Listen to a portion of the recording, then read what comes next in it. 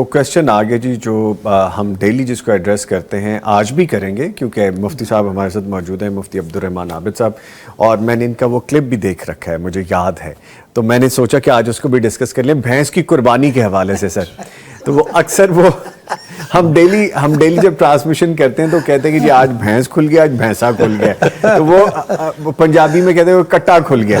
تو جناب آج اس کے بارے میں وہ کلپ جو میرے ذہن میں تھا اس حوالے سے آپ بھی جواب دے دیجئے, موقع بن گیا کہ بھینس کی قربانی جائز ہے. بھینس اور کٹے کی قربانی میں سلفی اہل حدیث علماء کا اختلاف ہے, باقی کسی کا اختلاف نہیں ہے. احناف اس کو جائز قرار دیتے ہیں ہمیشہ سے ہی, اور حنابلہ کے نزدیک بھی جائز ہے, امام مالک کے پیروکاروں کے نزدیک بھی جائز ہے.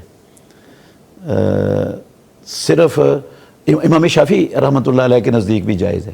چاروں ائمہ اس بھینس یا کٹے کی قربانی کے جواز پر متفق ہیں. یہ صرف اختلاف ہے اہل حدیث علماء کا آپس میں, اور یہ کوئی اختلاف اتنا زیادہ سنگین نہیں ہے, اس لیے کہ اللہ نے قرآن مجید میں سورہ حج کی 34 نمبر آیت میں کہا ہم نے ہر امت کے لیے قربانی مقرر کی لِيَذْكُرُوا اسْمَ اللَّهِ عَلَىٰ مَا رَزَقَهُم مِّن بَهِیمَةِ الْأَنْعَامِ, تاکہ وہ بہیمت الانعام جو ہم نے ان کو دیے ان پر اللہ کا نام ذکر کریں. یہ چرنے والے پالتو چوپائے جانور یہ بہیمت الانعام ان کو کہا جاتا ہے. جہاں تک کٹے یا بھینس کا تعلق ہے یہ عرب علاقے کا جانور نہیں تھا جی, اور آج بھی عرب علاقے میں یہ جانور نہیں ہے. مدینہ یونیورسٹی میں میرے ساتھ ایک بھائی پڑھتے تھے, خالد ان کا نام تھا. اچھا, بڑی عمر کے تھے جی, شادی شدہ تھے, 2 بچے بھی تھے, اچھا, میرے کلاس فیلو تھے. ایک دن میرے ساتھ بیٹھے نا, گفتگو ہو گئی, مجھے کہنے لگے کہ میں نے بھینس آج تک نہیں دیکھی زندگی میں. کہاں سے آئے تھے وہ؟ کویت سے. انہوں نے بھینس نہیں دیکھی؟ بھینس نہیں دیکھی, 2 بچوں کے باپ تھے, یونیورسٹی میں پڑھ رہے تھے. اچھا, میں بڑا تعجب ہوا مجھے, میں نے تو زندگی میں پہلی مرتبہ یہ چیز سنی. میں نے یہ سمجھا شاید بھائی میرے ساتھ مذاق کر رہے ہیں. میں نے کہا آپ مذاق کر رہے ہو؟ کہتا اللہ کی قسم میں نے زندگی میں بھینس نہیں دیکھی. ان کے علاقے میں پائی نہیں جاتی یعنی؟ میں نے پوچھا آپ نے کیوں نہیں دیکھی بھینس؟ جی, کہتے ہیں کہ میں کبھی چڑیا گھر نہیں گیا, بھینس ہمارے میں چڑیا گھر کا جانور ہے. واہ جی واہ. اچھا, یہ علیحدہ بات ہے ویسے.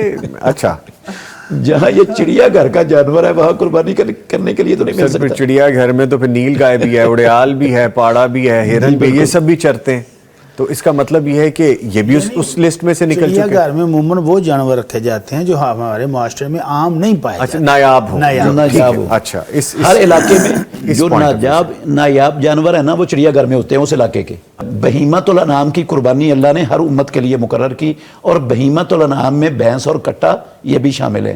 اور اس کو خارج کرنے والی بہیمت الانعام سے نہ کوئی قرآن کی آیت ہے اور نہ کوئی پیارے پیغمبر محمد الرسول اللہ صلی اللہ علیہ وسلم کی سنت ہے. ایک بات. دوسری بات یہ ہے کہ سب احادیث میں جن میں قربانی کے جانوروں کے نام آئے ہیں نا, ان میں گائے کا نام بھی آیا ہے, البقر. گائے کو البقر کہتے. جتنی دنیا بھر کی مستند ترین لغت کی کتابیں ہیں, عربی ڈکشنریاں جو ساری دنیا میں معتبر مانی جاتی ہیں, لسان العرب ہے امام ابن منظور الافریقی کی, اسی طرح تاج العروض ہے امام زبیدی کی, موجم مقاییس اللغہ ہے ابن فارس کی. جتنی بڑی بڑی ساری دنیا میں یہ کتابیں معتبر سمجھی, اور انہوں نے ہر معنی دلیل کے ساتھ بیان کیا ہے. ایسے نہیں جس طرح ہمارے ہاں عربی اردو کی منجد ہے نا, ایک طرف عربی کا لفظ لکھا ہوا ہے, دوسری طرف اس کا اردو میں معنی لکھ دیا. وہ ایسا نہیں ہے, انہوں نے ایک لفظ لکھا ہے, اس کا معنی بتایا ہے, اور اس کے معنی کے لیے بہت سے دلائل دیے ہیں. ٹھیک ہے, دلائل سے انہوں نے وہ سب کے سب اہل لغت اس بات پر متفق ہیں, الجاموس نوع من البقر. یہ جو جاموس ہے نا یہ بکر کی ہی ایک نوع ہے, بکر جنس ہے. جاموس بھینس کے بارے میں. ہاں جی, جاموس بھینس کو کہتے ہیں عربی میں, کٹا جس کو ہم کہتے ہیں, جس کو ہم کٹا کہتے ہیں. جی, چونکہ یہ رسول اللہ صلی اللہ علیہ وسلم کی زندگی میں عرب علاقے کا وہ بات شروع ہوئی تھی کہ عرب علاقے کا جانور نہیں تھا, اللہ کے نبی کی زندگی میں نہیں تھا, نہ اس کا نام قرآن میں آیا, نہ اس کا نام حدیث میں آیا. تو یہ نام پھر لیا کہاں سے, کیسے آیا جاموس نام؟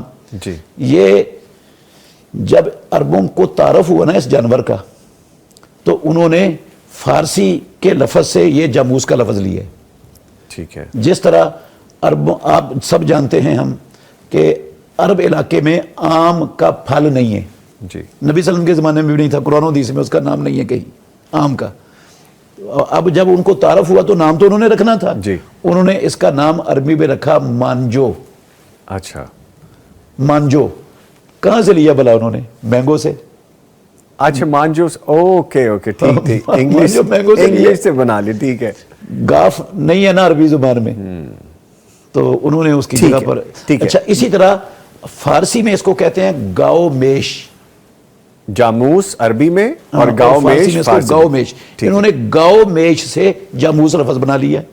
اچھا. اور گاؤ اس کے اوپر جو گاؤ کا لفظ ہے اس کا کیا مطلب ہے کہ یہ گاؤ کی قسم ہے, گائے کی قسم. گائے کی قسم ہے یہ. ٹھیک ہے. پھر ہم چونکہ اجمی ہیں, ٹھیک ہے, بکر کا لفظ عربی ہے اور عربی کے لفظ کا جو معنی میں نے یا آپ نے یا پروفیسر صاحب نے کرنا ہے وہ معتبر ہوگا, یا جو عرب ڈکشنریوں نے دلائل کے ساتھ لکھا ہے وہ معتبر ہوگا. ڈیفینیٹلی عرب ڈکشنری سے آئے گا. عرب ڈکشنری, اور سب عرب ڈکشنری والے اس بات پر متفق ہیں کہ یہ نوع من البقر گائے کی یہ قسم ہے. ہمارے ہاں گایوں کی بے شمار قسمیں. جی. یہ ابھی ہم آ رہے تھے نا تو ہم نے ایک ٹرک دیکھا جس میں وہ یوک آ رہے تھے. اچھا ہاں جی, وہ بھی تو ہے. یوک بھی تو یوک آ رہے تھے. وہ بھی تو گائے کی قسم ہے. وہ بھی گائے کی قسم ہے. جی. حالانکہ اس کی عادت مختلف ہے, وہ گرمی میں رہ بھی نہیں سکتا. جی. وہ سرد علاقوں کا جانور ہے, اس کی شکل بھی مختلف ہے, قد بھی مختلف ہے, کوئی بھی کسی کو اختلاف نہیں ہے اس کی قربانی میں, اور وہ سب ہو اس رہی کی ہے قربانی کرتے ہیں. ٹھیک ہے. تو جب بھیڑ ہمارے پاس ہے, بکری ہے, حدیث میں شاد کا لفظ آیا ہے. جی. بھیڑ بکری پر بولا جاتا ہے.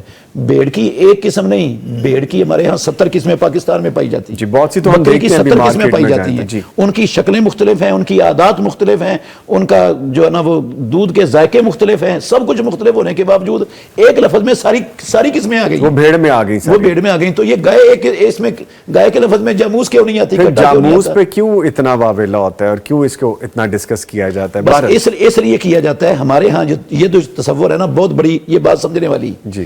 ہمارے علماء یہ کہتے ہیں کہ رسول مکرم صلی اللہ علیہ وسلم نے اور صحابہ نے کٹے کی قربانی نہیں کی, اس لیے جائز نہیں ہے. ہم کہتے ہیں بالکل ٹھیک آپ نے کہا کہ کٹے کی قربانی رسول اللہ صلی اللہ علیہ وسلم نے نہیں کی اور صحابہ نے نہیں کی, تو کٹے کا گوشت بھی رسول اللہ صلی اللہ علیہ وسلم نے نہیں کھایا, صحابہ نے نہیں کھایا, تو وہ بھی پھر کھانا چھوڑ دینا چاہیے. ٹھیک ہے. اچھا, بھینس کا دودھ نہ رسول اللہ صلی اللہ علیہ وسلم نے پیا نہ صحابہ نے پیا, تو ہم کیوں پیتے ہیں بھینس کا دودھ؟ ہم تو گائے کے دودھ سے بھی بھینس کے دودھ کو ترجیح دیتے ہیں. ہاں جی, اور وہ ہمارے معاشرے میں گوالے کے پاس جائیں تو ساری کالی بھینسیں ہی آپ کو ملتی ہیں, گائے تو بڑی نہ ہونے کے برابر. لے جی, یہ گفتگو ایک لمبا سلسلہ لے گئی, لیکن چونکہ اس کو واضح کرنا ضروری تھا تو آج ہم نے روایت برقرار رکھتے ہوئے اپنی ٹرانسمیشن کی پھر اس کو ڈسکس کر لیا.